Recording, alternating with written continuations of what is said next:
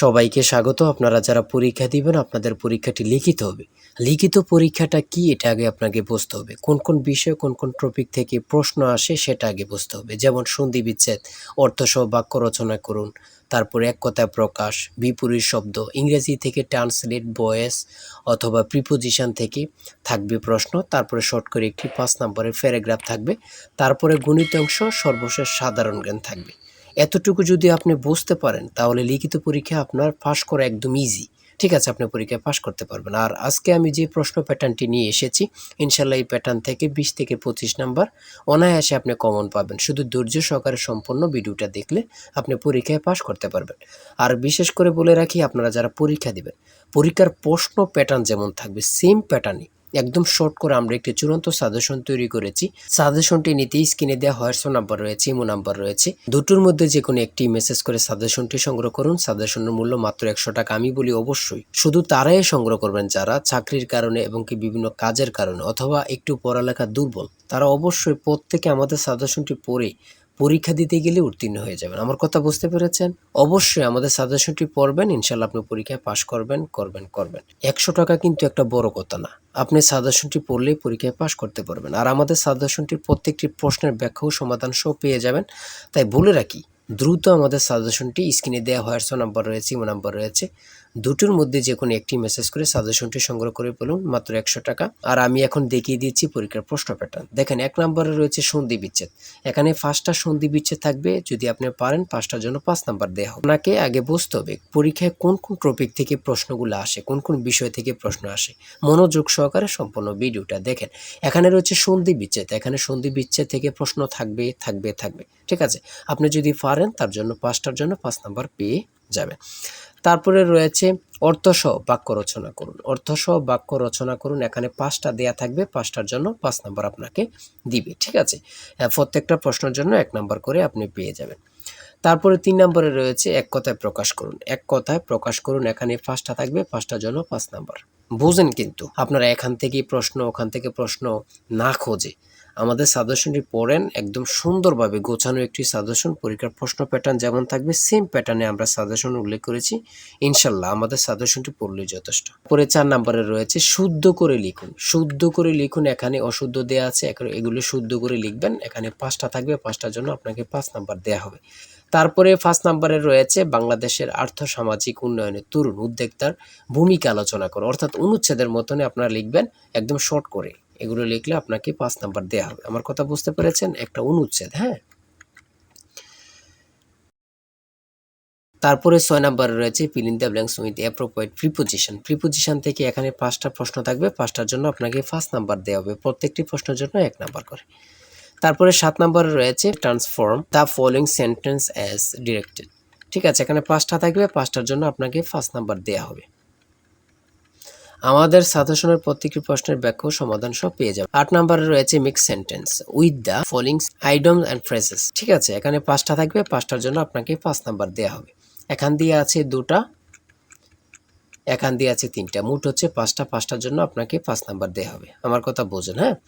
তারপরে রয়েছে ট্রান্সলেট। এখানে ৫টা ট্রান্সলেট রয়েছে। লিখিত আর এমসিকিউ বলেন, এখন প্রত্যেকটা পরীক্ষার ট্রান্সলেট থাকবে। এটা হচ্ছে মূল কথা। ঠিক আছে, ৫টা ট্রান্সলেট থাকবে। ৫টার জন্য ৫ নাম্বার আপনাকে দেয়া হবে। তারপরে রয়েছে তারপরে ১০ নম্বরে রয়েছে একটি প্যারাগ্রাফ থাকবে এখানে। এখানে তো ইমেল রয়েছে, ইমেল থাকবে না। আপনাদের জন্য একদম শর্ট করে একটি প্যারাগ্রাফ থাকবে। যেমন এখানে থাকতে পারে সোশ্যাল মিডিয়া অথবা ইন্টারনেট, ফেসবুক।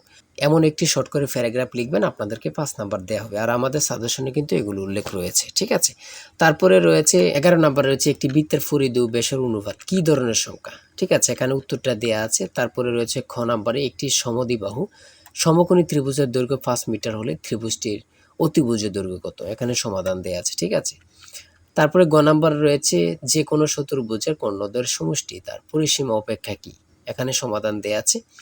তারপরে গ নাম্বার রয়েছে ৬০ ডিগ্রি এ ১৮০ ডিগ্রি হলে এ কোন ধরনের কোণ। ঠিক আছে, এখানে সমাধান দেয়া আছে, আপনারা দেখলে বুঝতে পারবেন। ঠিক আছে, তারপরে রয়েছে এক ব্যক্তি স্রোতের প্রতিকূলে নৌকা বেয়ে ঘন্টায় 2 কিলোমিটার বেগে যেতে পারে। স্রোতের বেগ ঘন্টায় 3 কিলোমিটার হলে স্রোতের অনুকূলে 32 কিলোমিটার যেতে তার কত সময় লাগবে? এখানে প্রশ্নটির সমাধান দেয়া আছে, আপনারা দেখলেই বুঝতে পারবেন। আর প্রত্যেকটা গণিত সমাধানের জন্য, গণিত প্রশ্ন সমাধানের জন্য আপনাদেরকে 5 নাম্বার করে দেয়া হবে। বুঝতে পেরেছেন? তারপরে 13 নাম্বারে রয়েছে টাকায় 10টি দরে কলম ক্রয় করে টাকায় 8টি দরে বিক্রয় করলে শতকরা কত লাভ বা ক্ষতি হবে? হ্যাঁ, এখানে সমাধান দেয়া আছে, আপনারা দেখলেই বুঝতে পারবেন। তারপরে মান নির্ণয়ের থেকে একটু অঙ্ক দিয়েছে a minus b equal to 5 এবং ab ইকুয়াল টু 15 হলে a cube minus b cube এর মান কত? এখানে সমাধান দেয়া আছে, আপনারা পারলে 5 নাম্বার আপনাদেরকে দেয়া হবে। তারপরে এখানে পূর্ণরূপ দিয়েছে, এখানে 3টে পূর্ণরূপ দিয়েছে, যেমন GNSS পূর্ণরূপ কি, ETS এর পূর্ণরূপ কি, GIS এর পূর্ণরূপ কি, এখানে সমাধান দেয়া আছে, আপনারা দেখে নেবেন। পূর্ণরূপ থাকবেই, লিখিত পরীক্ষায় পূর্ণরূপ 3টা বলেন, 2টা বলেন অথবা 5টা থাকবেই থাকবে। তারপরে রয়েছে এখান দিয়ে এই প্রশ্নগুলো রয়েছে সাধারণ জ্ঞান। এখানে রয়েছে কোন সংস্থা বাংলাদেশের জনশুমারি পরিচালনা করে কত সালে 6ষ্ঠ জনশুমারি পরিচালিত হয়? এখানে রয়েছে 2022 সালে, ঠিক আছে, বাংলাদেশ পরিসংখ্যান ব্যুরো তথ্যমত। হ্যাঁ, তারপরে রয়েছে কম্পিউটারে 4টি আউটপুট ডিভাইসের নাম লিখুন। এখানে যে কোনো 4টা লিখলে হবে, তার মধ্যে স্পিকার, মনিটর, প্রিন্টার ও প্রজেক্টর। হ্যাঁ, এখানে 4টা, ঠিক আছে। তারপরে হচ্ছে স্প্যাম মেইল কি অথবা চ্যাটজিপিটি প্রতিষ্ঠাতা কি? খুবই গুরুত্বপূর্ণ, আপনারা জানেন বর্তমান নিউ ভাইরাল একটা সফটওয়্যার, ঠিক আছে, আপনারা সকলে জানেন। তারপরে রয়েছে কোন কোন দেশ 2026 সালে ফুটবল বিশ্বকাপ আয়োজন করেছে বা করবে? যুক্তরাষ্ট্র, কানাডা ও মেক্সিকো। প্রাচীন গৌড়ের রাজধানী কোথায় ছিল? প্রাচীন গৌড়ের রাজধানী কোথায় ছিল? কত সালে বঙ্গভঙ্গ রহিত হয়? ঠিক আছে, আপনারা অনেকেই জানেন। তারপর ইন্টারনেট হতে কম্পিউটারে কোনো ফাইল সেভ করার প্রক্রিয়াকে কি বলে? ডাউনলোডিং বলে। জুলাই গণ অভ্যুত্থান অধিদপ্তরের কাজ কি কি? ছাত্র জনতার অভ্যুত্থানের ইতিহাস সংরক্ষণ, নিহতদের পরিবার ও আহতদের পুনর্বাসন। ঠিক আছে। বাংলাদেশে পল্লী উন্নয়ন একাডেমি এর প্রতিষ্ঠাতা কি এবং এটি কোথায় অবস্থিত?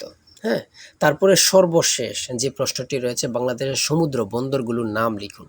যেমন আমরা জানি 4টা সমুদ্র বন্দর রয়েছে, যথা চট্টগ্রাম, মোংলা, পায়রা ও মাতারবাড়ি। ঠিক আছে। আর আপনারা যারা সাজেশন নিতে চাচ্ছেন, এই যে স্ক্রিনে দেওয়া এই নাম্বার হোয়াটসঅ্যাপ ইমো আছে, যে কোনো একটাই মেসেজ করে সাজেশনটি সংগ্রহ করবেন। আর আজকের ভিডিও এই পর্যন্তই। সবাই ভালো থাকবেন, সুস্থ থাকবেন। আর হ্যাঁ, আমাদের চ্যানেলটি সাবস্ক্রাইব ও পেজটি ফলো দিয়ে রাখলে নতুন নতুন ভিডিও আপলোড দেওয়ার সাথে সাথে চলে যাবে আপনার কাছে নোটিফিকেশন। আর আপনারা পরীক্ষা দেবেন, পরীক্ষার প্রশ্ন সমাধান, রেজাল্ট কখন দিবে এবং কি কারা কারা চাকরি পাবে, এ সম্পর্কে আমরা সবার আগে ভিডিও আপলোড দিয়ে রাখি। আপনি যদি আমাদের চ্যানেলটি সাবস্ক্রাইব ও পেজটি ফলো দিয়ে রাখেন, সাথে সাথে চলে যাবে আপনার কাছে নোটিফিকেশন। সবাই ভালো থাকবেন, সুস্থ থাকবেন। আজকের ভিডিও এই পর্যন্ত। আল্লাহ হাফেজ।